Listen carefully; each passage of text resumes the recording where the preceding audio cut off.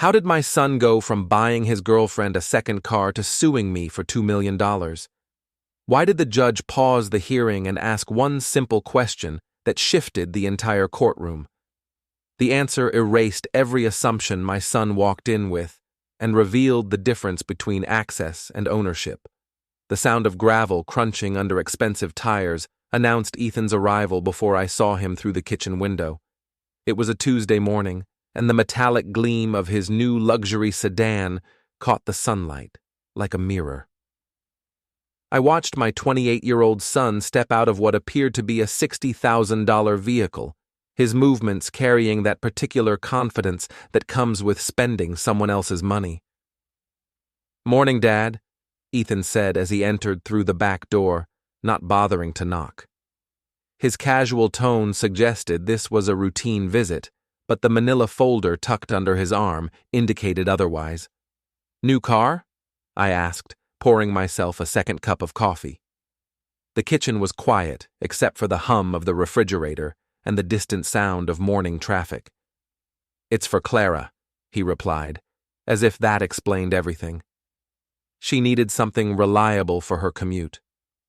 I nodded, saying nothing about the fact that Clara already drove a perfectly functional BMW, one that Ethan had purchased 6 months earlier with money he'd borrowed from the company's petty cash. That transaction had been framed as temporary, though no repayment had materialized.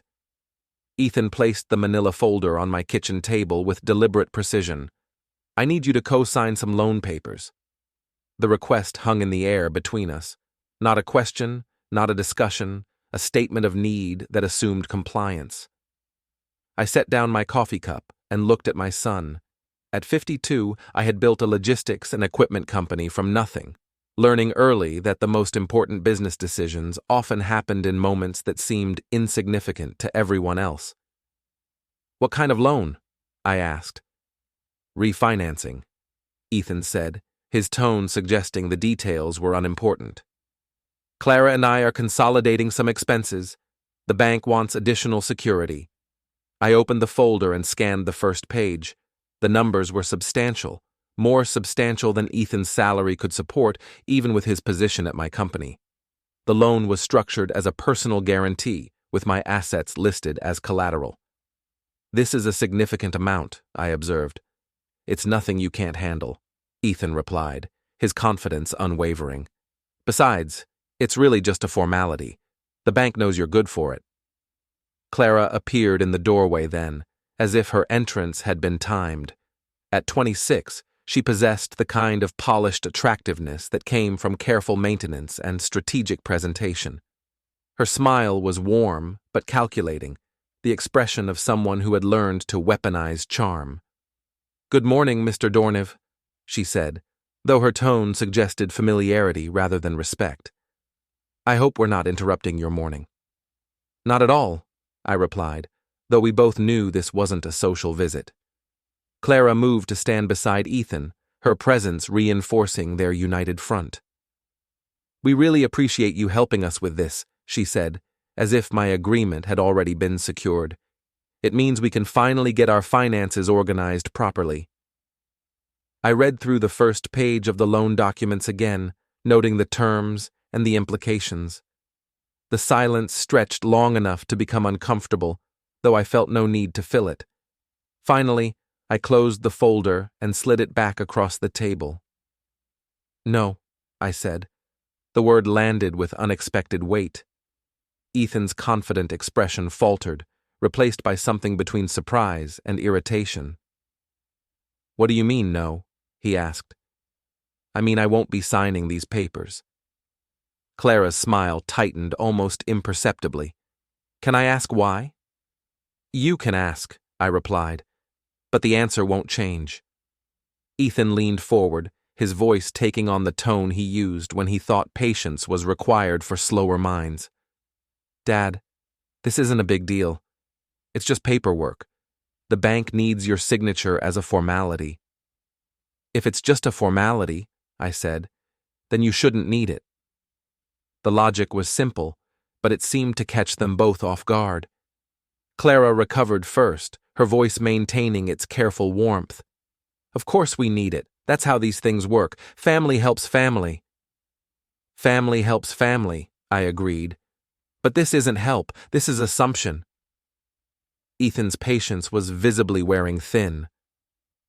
What's that supposed to mean? It means you didn't ask. You informed me of what you needed and expected compliance. Because I didn't think it would be a problem, Ethan said, his voice rising slightly. You've always been supportive of our plans. Supporting your plans and guaranteeing your debts are different things. Clara placed a hand on Ethan's arm, a gesture that looked supportive but felt controlling. Maybe we should give you some time to think about it, she suggested. I don't need time, I replied. The answer is no.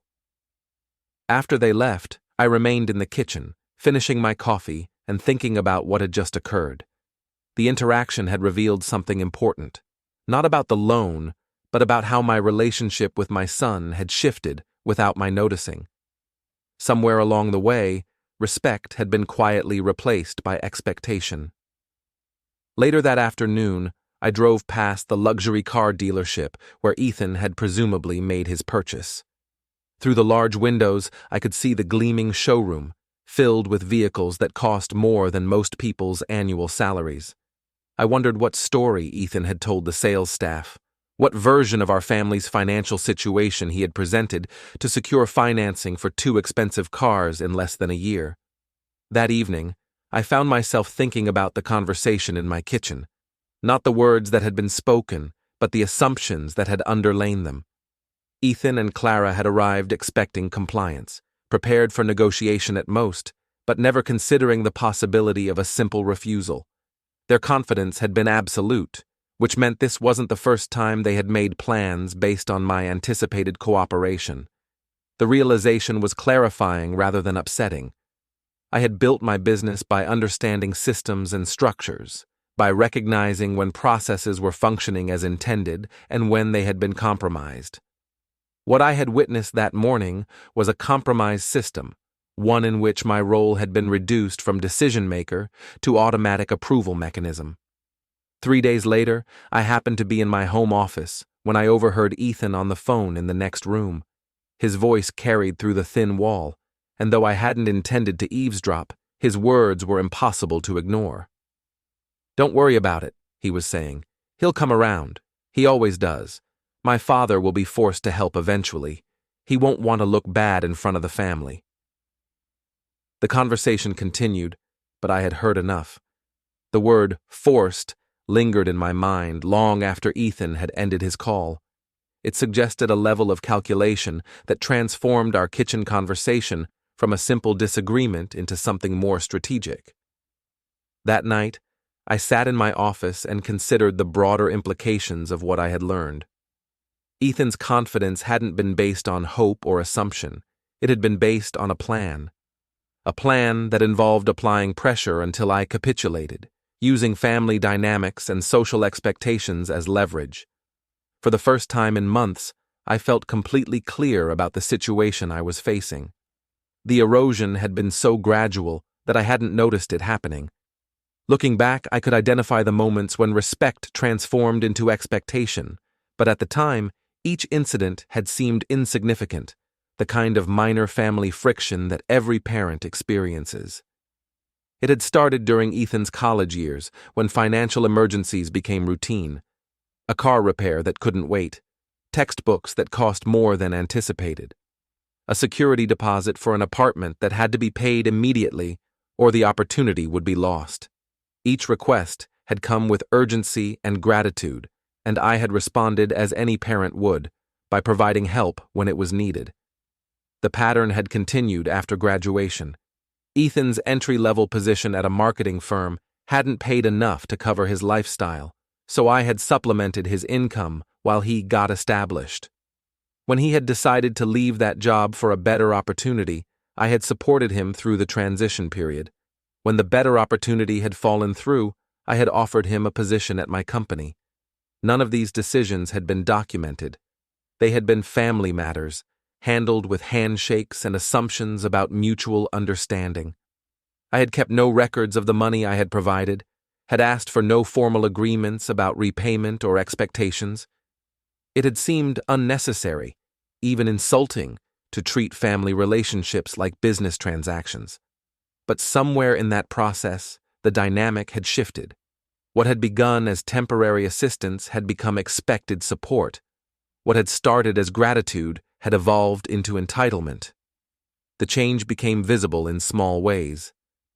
At family gatherings, Ethan began introducing me as the financial side of the business, as if my role were limited to providing capital rather than leadership.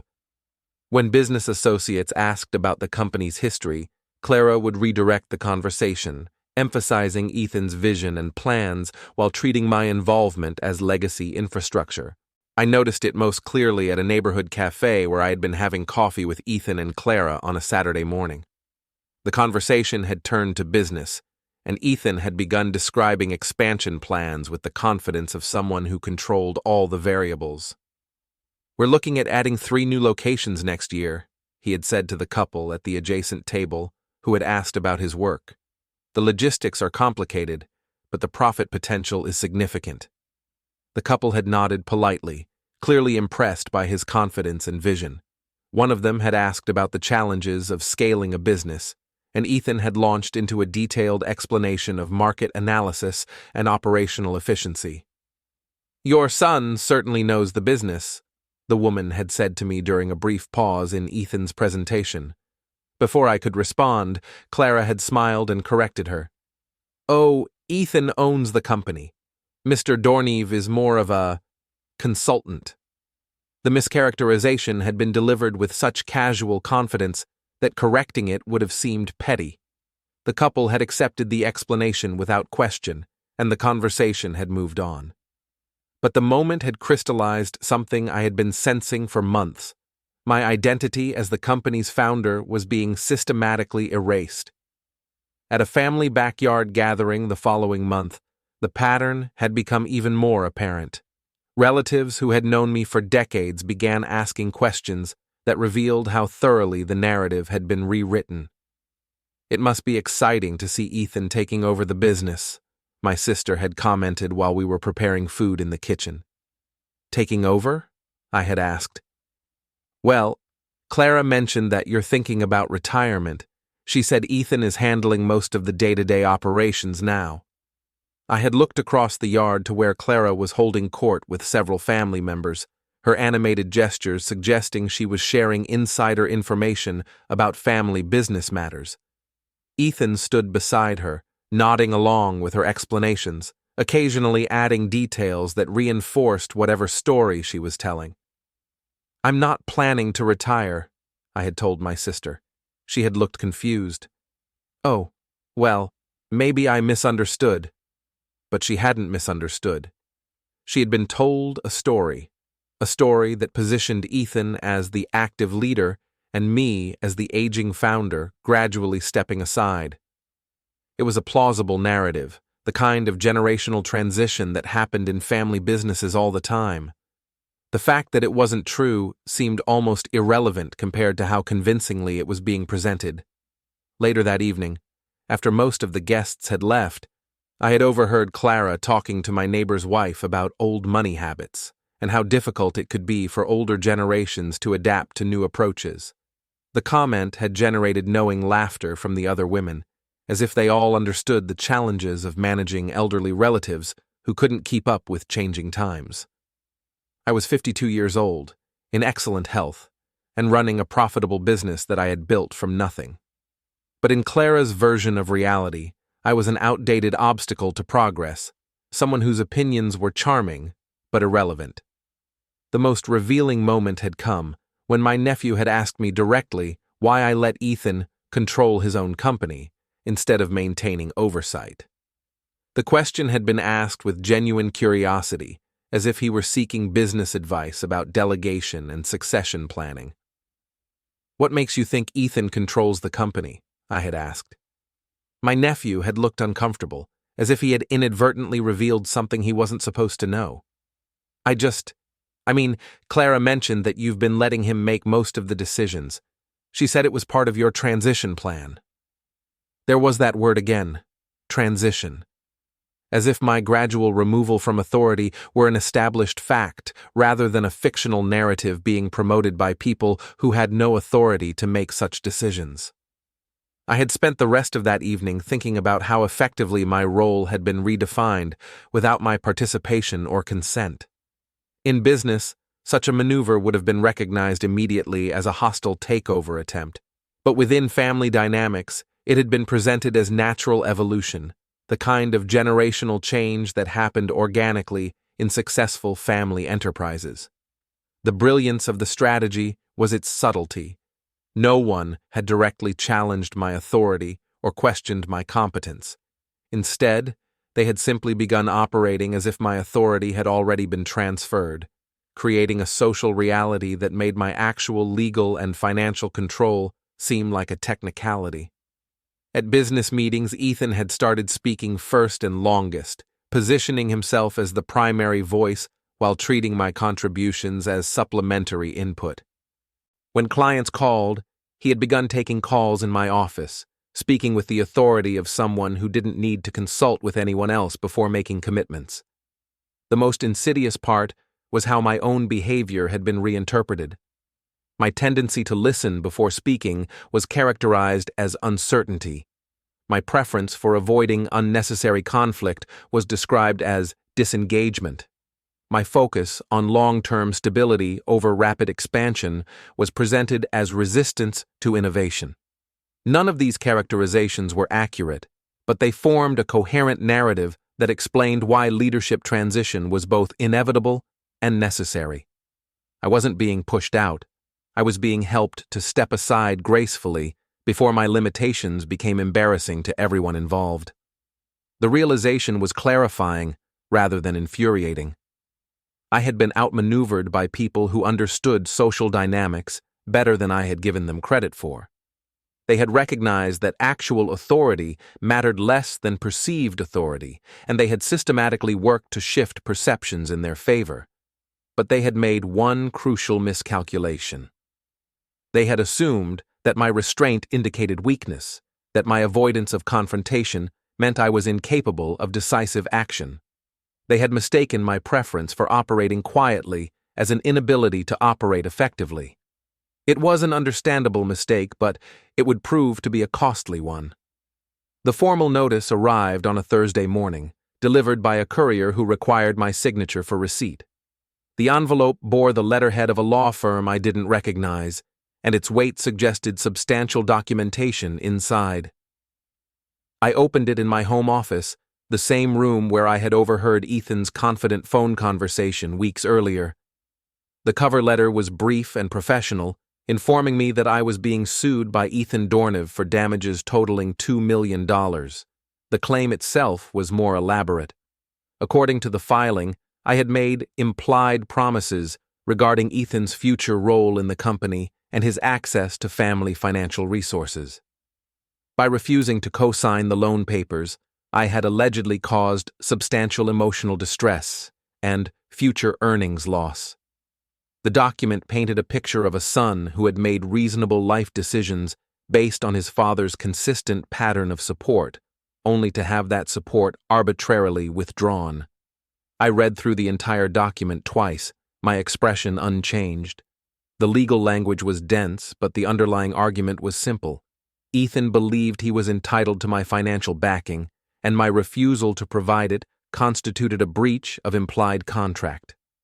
The most interesting aspect of the lawsuit was what it revealed about Ethan's understanding of our relationship. He genuinely seemed to believe that years of voluntary assistance had created legal obligations, that my past willingness to help had established a binding commitment to continue helping indefinitely. It was a fascinating perspective, though not one that would likely survive legal scrutiny. My phone rang within an hour of my signing for the documents. Ethan's voice was formal, almost rehearsed, as if he had prepared remarks for this conversation. "I assume you've received the papers," he said. "I have. I want you to know this isn't personal. It's just business." The irony of the statement was remarkable. Everything about the lawsuit was personal.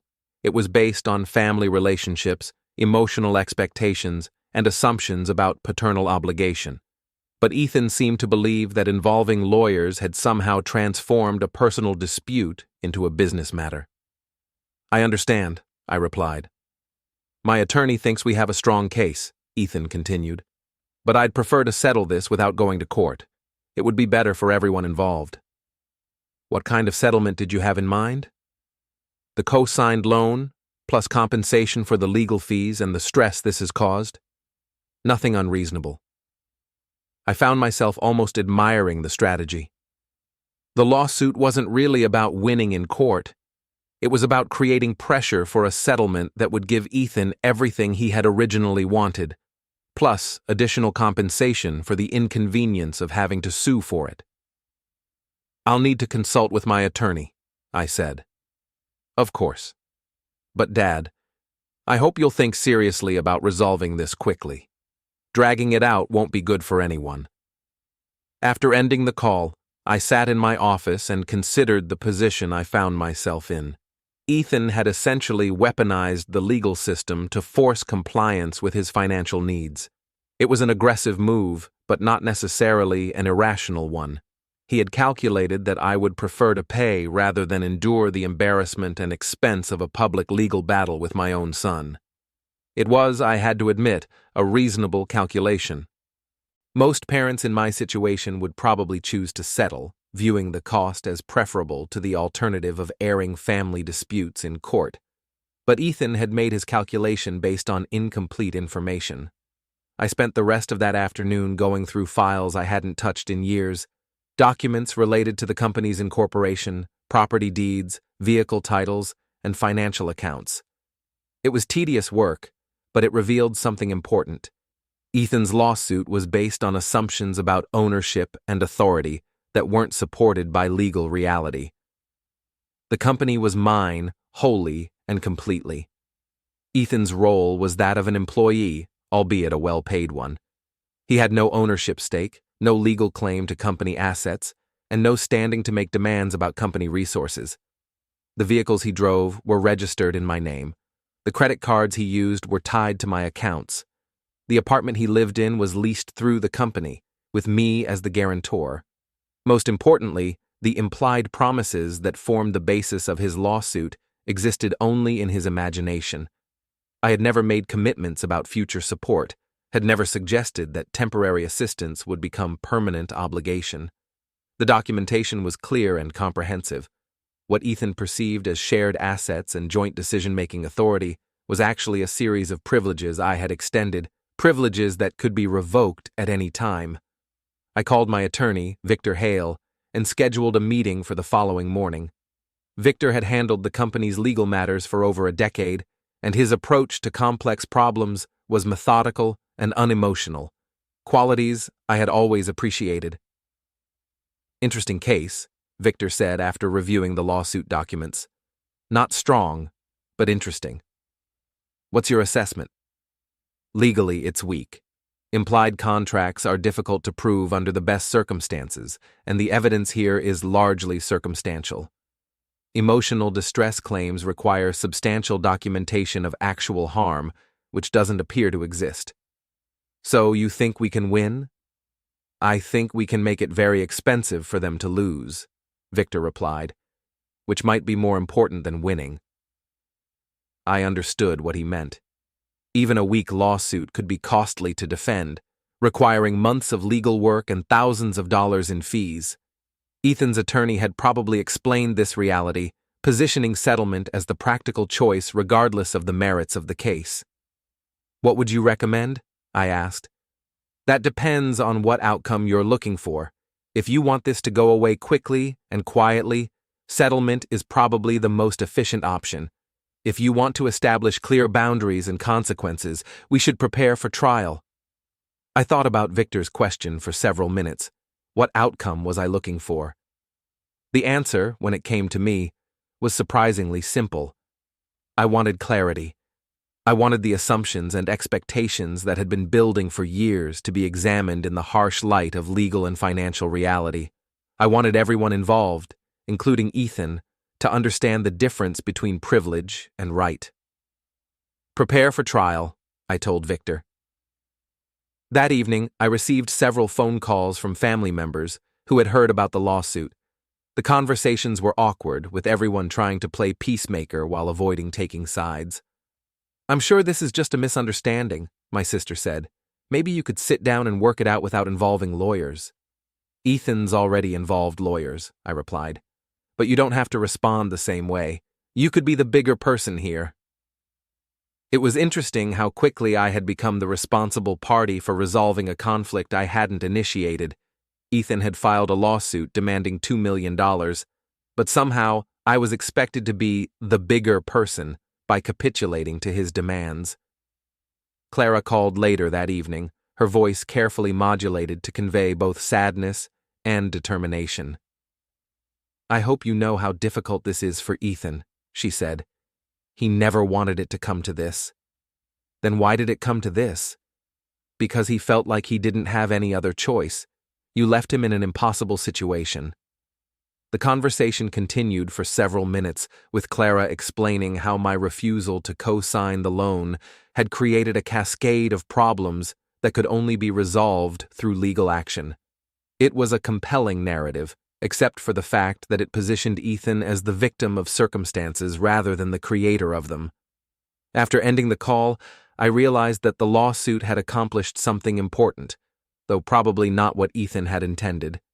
It had forced me to examine the actual structure of our relationship, to distinguish between what I had chosen to provide and what I was obligated to provide. The distinction was clearer than I had expected. While Ethan and Clara spent the following weeks building their case and rallying family support, I focused on understanding exactly what I owned and controlled. It was methodical work, requiring meetings with accountants, lawyers, and bank officials, but it was also clarifying in ways I hadn't anticipated. Marissa Cole, my senior accountant, had been with the company for 8 years and understood its financial structure better than anyone. When I asked her to prepare a comprehensive overview of assets and ownership, she seemed puzzled by the request. "Is there something specific you're looking for?" she asked. "Clarity," I replied. The report she prepared was thorough and unambiguous. The company was wholly owned by me, with no partners or shareholders. All major assets, equipment, vehicles, real estate, were registered in my name or the company's name. Ethan's role was that of an employee with no ownership stake and no claim to company assets. The personal financial picture was equally clear. The luxury vehicles Ethan and Clara drove were titled in my name. The credit cards they used were linked to my accounts. The apartment lease was guaranteed by me, with Ethan listed as an authorized occupant rather than a tenant. "Does Ethan understand this structure?" Marissa asked after reviewing the documents with me. "I'm not sure he does," I replied, "because these numbers suggest he's been operating under some significant misunderstandings about his financial position." That was putting it mildly. Ethan had been living like someone who owned substantial assets and had guaranteed income, when in reality he owned nothing, and his income was entirely dependent on my continued employment of him. Victor Hale's legal analysis was similarly straightforward. "The plaintiff has no standing for most of these claims," he explained during our second meeting. "He's essentially suing for the right to spend your money, which isn't a right that exists under any legal theory I'm familiar with." "What about the implied contract argument?" "Weak. Implied contracts require clear evidence of mutual understanding and consideration. Voluntary assistance to family members doesn't typically create binding legal obligations. So we should win?" "We should win easily, assuming the judge understands basic contract law. But winning isn't really the issue here." Victor was right. The lawsuit itself was less important than what it revealed about how thoroughly Ethan had misunderstood his position. He had filed a legal action that would force a public examination of ownership and authority, an examination that would not favor his interests. I spent an afternoon walking through the company's warehouse, observing operations and talking with employees. It was something I did regularly, but this time I paid attention to how people responded to my presence versus Ethan's. The difference was subtle but consistent. When I asked questions or made suggestions, employees responded with the deference typically shown to ownership. When Ethan made similar requests, the response was more casual, the kind of cooperation extended to a supervisor rather than a decision-maker. "Mr. Dorniv," one of the senior foremen said as I was preparing to leave, "I hope you don't mind me asking, but there's been some confusion about the new equipment orders. Ethan approved some purchases, but the vendors are asking for your signature on the contracts."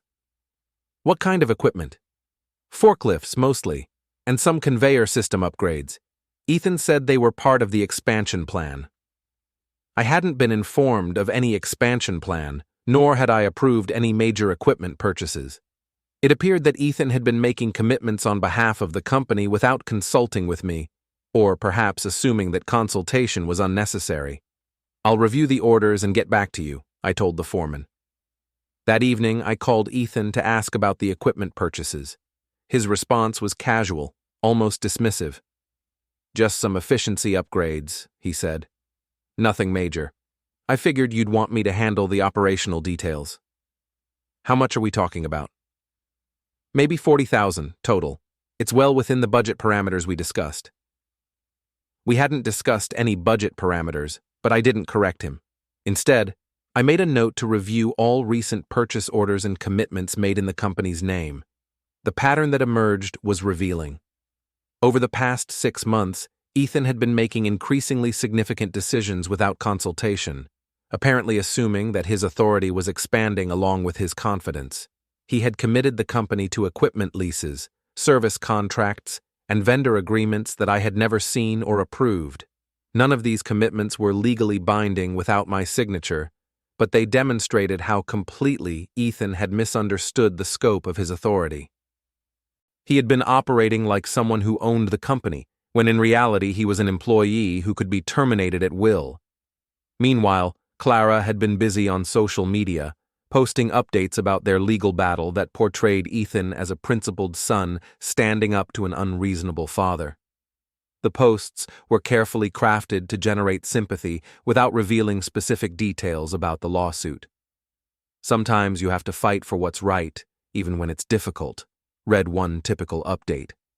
"Family dynamics can be complicated, but integrity matters more than keeping the peace." The posts generated supportive comments from friends and relatives who assumed they understood the situation based on Clara's carefully curated version of events. Several people reached out to me directly, offering to mediate or expressing concern about the family conflict. I responded politely but briefly to these overtures, neither confirming nor denying the narratives that were circulating. My silence seemed to frustrate some people, who interpreted it as stubbornness or pride. But I had learned that premature explanations often created more confusion than clarity. 3 weeks before the scheduled court date, I received a call from Ethan's attorney, offering to discuss settlement terms. The conversation was professional, but pointed. "My client is prepared to be reasonable," the attorney said, "but we're confident in our position if this goes to trial." "What kind of reasonableness did you have in mind?" "The original loan co-signing, plus legal fees, and a modest amount for the inconvenience this has caused. We're talking about maybe 50,000 total, beyond the loan guarantee." It was a significant reduction from the original $2 million demand, but it still represented capitulation to Ethan's fundamental position, that I was obligated to provide financial support for his lifestyle choices.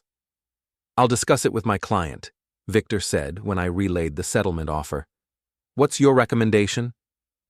"From a purely financial perspective, settlement makes sense. Even if we win at trial, the legal fees will probably exceed 50,000. But this isn't really about money, is it?" He was right. This was about establishing clear boundaries and consequences. It was about determining whether family relationships created legal obligations, and whether assumptions about future support could be enforced through litigation.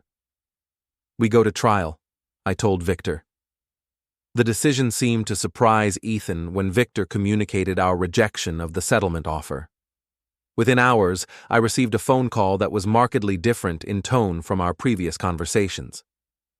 "You're really going to let this go to court?" Ethan asked, his confidence replaced by something approaching concern. "You filed the lawsuit," I replied, "but I never thought— we can still work this out privately." "Your attorney made an offer. We declined." The conversation continued for several more minutes, with Ethan alternating between attempts at reconciliation and expressions of disappointment in my stubbornness. But underneath his words, I detected something I hadn't heard in months: uncertainty. For the first time since this process began, Ethan seemed to be questioning whether his position was as strong as he had assumed. The week before the court date, I completed the final administrative tasks that would clarify the situation regardless of the trial's outcome. These were routine business matters: updating account authorizations, reviewing insurance policies, confirming ownership documentation, but they had the effect of formalizing what had always been true. I owned everything, and everyone else operated at my discretion. The bank meeting was particularly illuminating. When I explained that I needed to review all accounts and authorized users, the manager pulled up records that showed the full scope of financial activity on accounts tied to my name. "Mr. Dorniv," the manager said carefully, "I hope you're aware of the spending patterns on these secondary accounts. The activity has been quite substantial." She showed me printouts of credit card statements and account transfers that revealed the true cost of Ethan and Clara's lifestyle. The luxury cars were only the most visible expenses. There were also regular charges at high-end restaurants, clothing stores, and entertainment venues, travel expenses for trips I hadn't known they were taking, cash advances that had been used for purposes I could only guess at. The total amount over the past year was staggering, more than many people's annual salaries, spent on discretionary purchases that had been treated as routine expenses. "These are all legitimate charges?" the manager asked. "They're charges I'm going to be reviewing carefully," I replied. I left the bank with a clear understanding of why Ethan had been so confident about his financial position. He had been living like someone with unlimited access to money because, from his perspective, that's exactly what he had. The fact that the money wasn't his seemed to have been irrelevant to his planning. That afternoon, I drove past Ethan's apartment complex and saw both luxury vehicles parked in the garage. From the street, they looked like the cars of someone who had achieved significant financial success. Only someone with access to the registration and insurance documents would know that the actual owner was someone else entirely. It was a perfect metaphor for the entire situation. The appearance of ownership and success was convincing, but it was built on a foundation that could be removed at any time by the person who actually controlled the assets. Victor called that evening with an update on the legal preparations. "The other side seems increasingly interested in settlement," he reported. "They've called twice today, asking if we'd reconsider." "What's your read on that?" "Either they're getting nervous about their case, or they've done some research on what happens if they lose." "What does happen if they lose?" "Well, beyond the obvious embarrassment, there's the question of legal fees. If the court determines that this was a frivolous lawsuit, they could be responsible for our costs as well as their own." I hadn't considered that possibility, but it made sense. Filing a weak lawsuit as a negotiating tactic was a risky strategy if the court decided that the lawsuit had no merit. "There's also the broader question of what happens after the trial," Victor continued. "Regardless of who wins, the relationship dynamics are going to change. That might be worth considering." He was right, of course. Win or lose, the lawsuit had already altered family relationships in ways that couldn't be undone. But those changes had been initiated by Ethan's decision to sue rather than accept my refusal to co-sign his loan. I was responding to a situation I hadn't created. 2 days before the hearing, Clara made one final attempt at negotiation. She appeared at my office unannounced, her usual confidence replaced by something that looked almost like desperation. "Mr. Dorniv," she said, I think there's been a misunderstanding about what we're trying to accomplish here. What kind of misunderstanding? Ethan never wanted to sue you. He was hoping you'd see the lawsuit as motivation to reconsider your position. It was an interesting reframing of the situation. According to Clara, the lawsuit wasn't a genuine legal action, but rather a form of elaborate persuasion, a way of demonstrating how seriously they took their financial needs. And now? I asked. Now we're worried that things have gone too far. We don't want this to damage family relationships permanently. Then you should have considered that before filing the lawsuit. Clara spent the next 20 minutes explaining how the situation had spiraled beyond their intentions, how lawyers had encouraged aggressive tactics, how the media attention had created pressure to follow through with actions they regretted. It was a compelling performance, but it was undermined by a fundamental flaw. It positioned Ethan and Clara as victims of circumstances rather than creators of them. They had made deliberate choices at every step of this process, from the initial loan request to the decision to sue when I refused. What outcome are you hoping for? I asked. We drop the lawsuit, you co-sign the loan, and we all pretend this never happened. And if I refuse? Clara's composure slipped slightly. Then we go to court, and everyone loses. After she left, I reflected on how thoroughly the situation had been misunderstood by everyone involved. Ethan and Clara seemed to believe that the lawsuit was a negotiating tactic that could be withdrawn if it became inconvenient. Family members thought it was a misunderstanding that could be resolved through better communication, but I understood it differently. The lawsuit was a clarifying moment that had forced everyone to examine assumptions that had been building for years. It had revealed the difference between access and ownership, between privilege and right, between temporary assistance and permanent obligation. The night before the hearing, I received a final phone call from Ethan. His voice was subdued, almost defeated. Dad, I want you to know that whatever happens tomorrow, I never meant for it to go this far. But it has gone this far. I know, and I'm sorry about that, but it's not too late to fix this. What kind of fix did you have in mind? We could settle right now, tonight, before we have to go through with the court thing. The court thing was a civil trial that would determine whether his lawsuit had merit.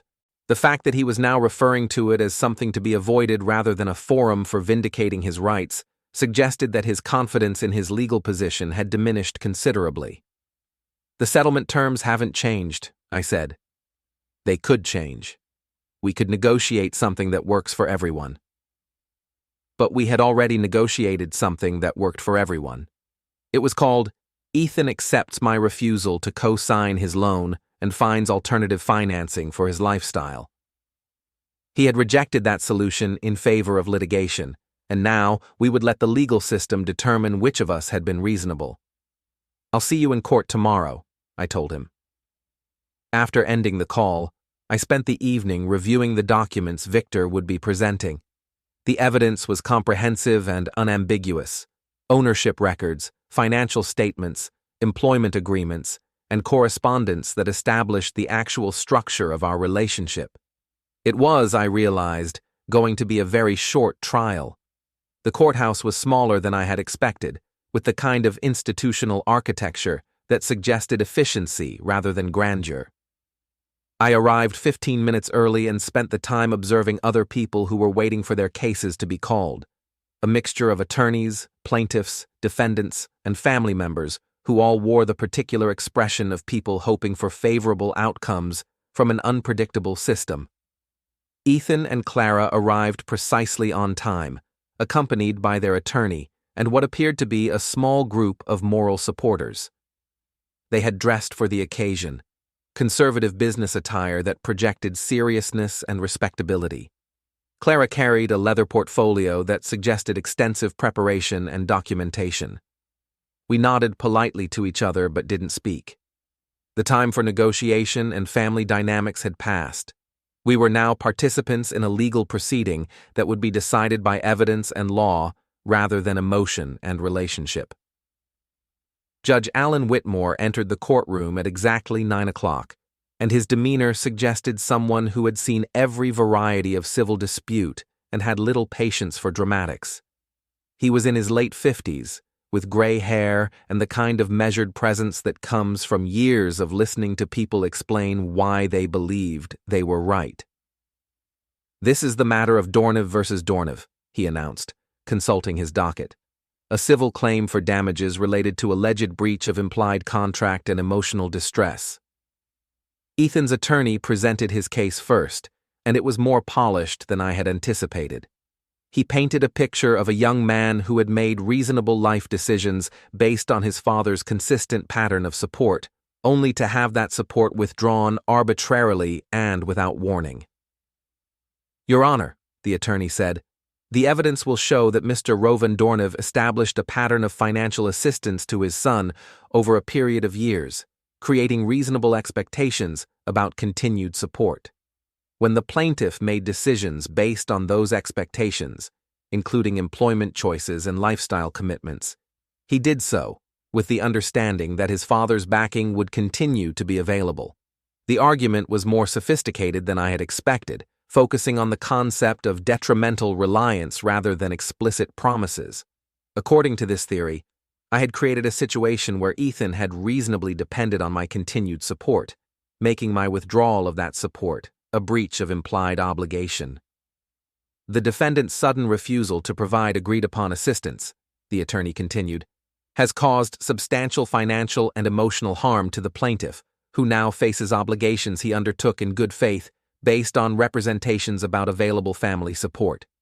It was a compelling narrative, and I could see how it might resonate with people who understood family relationships as involving mutual obligations and reasonable expectations. The problem was that it was based on assumptions about ownership and authority that weren't supported by legal documentation. Victor's response was characteristically methodical. Rather than challenging the emotional aspects of Ethan's story, he focused on the underlying legal and financial realities. "Your Honor, this case hinges on a fundamental misunderstanding about ownership and obligation. The plaintiff has filed suit demanding access to assets that belong entirely to the defendant, based on expectations that have no legal foundation." Victor presented the ownership documents systematically: business incorporation papers, vehicle titles, property deeds, and financial account records. Each document established the same basic fact: I owned everything, and Ethan owned nothing. "The plaintiff is an employee of the defendant's company," Victor explained. "He has no ownership stake, no contractual right to company resources, and no legal claim to the defendant's personal assets. His lawsuit is essentially a demand for the right to spend someone else's money, a right that doesn't exist under any legal theory." The presentation continued for nearly an hour, with Victor methodically dismantling each aspect of Ethan's case. The implied contract argument failed because there was no evidence of mutual agreement or consideration. The emotional distress claim was unsupported by documentation of actual harm. The future earnings loss was speculative and based on assumptions about opportunities that had never been guaranteed. But the most damaging evidence was the financial documentation that revealed the scope of Ethan's spending on my accounts. Credit card statements, bank transfers, and expense reports painted a picture of someone who had been living well beyond his actual means, funded by access to someone else's money. Judge Whitmore listened to both presentations with the kind of neutral attention that revealed nothing about his thinking. When the formal arguments concluded, he spent several minutes reviewing the documentation that had been presented. Finally, he looked up from the papers and asked a single question that changed the entire dynamic of the courtroom. "Who owns the vehicles and business shares that are the subject of this dispute?" The question was simple and direct, cutting through all the arguments about family dynamics and reasonable expectations to focus on the only issue that mattered from a legal perspective. Ethan's attorney hesitated, clearly recognizing that the answer would undermine his client's position. "Your Honor, while the technical ownership may be in the defendant's name, The practical reality is that these assets have been shared family resources. I didn't ask about practical reality, Judge Whitmore interrupted. I asked about ownership. Who owns these assets? The silence that followed was profound. Everyone in the courtroom understood that the answer would determine the outcome of the case, and everyone knew what the answer was. The defendant owns the assets, Ethan's attorney finally admitted. And does the plaintiff have any legal claim to assets owned by the defendant? Another pause. Not in the traditional sense, Your Honor. In any sense? No, Your Honor. Judge Whitmore nodded and made a note on his papers. Then this case is dismissed. The plaintiff has no standing to claim damages related to assets he doesn't own, and no legal right to compel the defendant's financial support. The gavel came down with a sound that seemed to echo longer than it should have. In less than 5 minutes, months of legal maneuvering and family conflict had been resolved by a simple question about ownership. But Judge Whitmore wasn't finished. Furthermore, he continued, the court finds that this lawsuit was filed without reasonable basis and constituted an abuse of the legal system. The plaintiff will be responsible for all court costs and the defendant's reasonable attorney fees. The financial implications of that ruling were significant, but they were less important than what had just been established in a public forum. Ethan had sued me for the right to spend my money, and a judge had determined that such a right didn't exist. As people began filing out of the courtroom, I remained seated, watching Ethan's reaction to what had just occurred. He sat motionless, staring at the table in front of him, apparently unable to process how completely his position had been rejected. Clara looked stunned, her carefully maintained composure finally cracking as she realized that their strategy had not only failed, but had backfired spectacularly. They were now facing legal fees for both sides, plus the public embarrassment of having their case dismissed as frivolous. Victor began gathering his papers, his expression satisfied, but not triumphant. That went about as well as we could have hoped, he said quietly. I nodded, but I was thinking about something beyond the legal victory. For months, I had been operating in a family dynamic where my actual authority had been obscured by assumptions and expectations. The lawsuit had forced a public examination of who owned what and who had the right to make decisions about those assets. The answer had been unambiguous. As I stood to leave, Ethan finally looked up from the table. Our eyes met for a moment, and I saw something I hadn't seen in years: recognition of reality. The confidence and entitlement that had driven his behavior for months had been replaced by understanding of his actual position. I walked out of the courtroom without speaking to him. There was nothing left to say that hadn't been said by the judge's ruling. The following week, I received formal documentation of the court's decision, along with a calculation of the legal fees that Ethan would be responsible for paying. The amount was substantial, more than he could afford on his salary, which meant he would need to find alternative financing for this obligation as well. I also received the vehicle titles and keys, returned without comment through Victor's office. Ethan had apparently decided that fighting the judge's ruling would be pointless, and Clara had presumably realized that their access to luxury transportation had been permanently revoked. The most significant change, however, was in how people responded to me in family and business contexts. The lawsuit had forced a public examination of ownership and authority that clarified relationships in ways that years of gradual assumption building had obscured. At the company, employees who had been confused about reporting structures now understood exactly who made final decisions. Vendors who had been accepting Ethan's commitments now required my signature on all agreements. Family members who had been told stories about succession and retirement now understood the actual structure of business ownership. The clarity was refreshing, though it came at the cost of relationships that might have been preserved through different choices by different people. 3 months after the trial, I received a brief email from Ethan. It was formal and carefully worded, acknowledging that he had misunderstood certain aspects of our business relationship and expressing hope that we could rebuild trust over time. I replied with equal formality, confirming receipt of his message and indicating that I was open to future conversations when appropriate. But I also understood that some changes were permanent. The lawsuit had established legal and practical boundaries that couldn't be ignored or gradually eroded through assumption and expectation. Everyone now understood the difference between access and ownership, between privilege and right. It was a lesson that had been expensive for everyone involved, but it was also a lesson that would prevent future misunderstandings about who owned what and who had authority to make decisions about those assets. The loan papers that had started this entire process were never signed. Ethan found alternative financing for his obligations, though at terms that reflected his actual financial position rather than his assumed access to my resources. Clara's social media posts about the legal proceedings stopped abruptly after the trial, replaced by content that focused on other aspects of her life. The narrative about family conflict and principled stands was quietly abandoned in favor of topics that didn't require explaining unfavorable court outcomes. I returned to running my business with the kind of clarity that comes from having fundamental questions answered definitively. The gradual erosion of authority that had been occurring for months was reversed by a single court ruling that established who owned what and who had the right to make decisions about those assets.